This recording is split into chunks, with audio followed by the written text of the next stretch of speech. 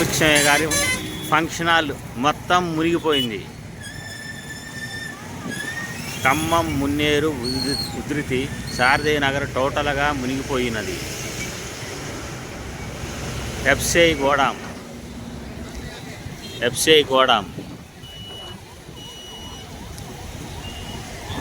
మేకల భిక్షయ్య గారి function hall టోటల్గా మునిగిపోయింది. గత 50 ఏళ్ళలో ఇంత ఉధృతి ఎప్పుడూ రాలేదు. వర్షం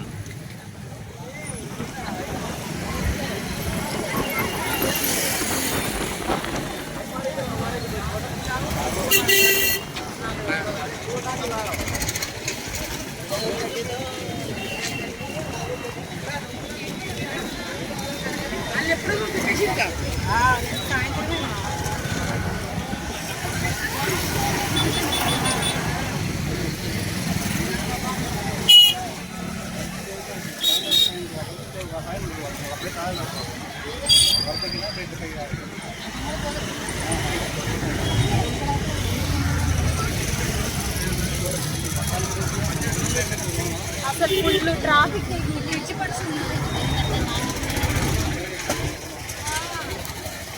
మేకల భిక్షయ్య గారి ఫంక్షన్ హాల్ టోటల్గా మునిగిపోయింది.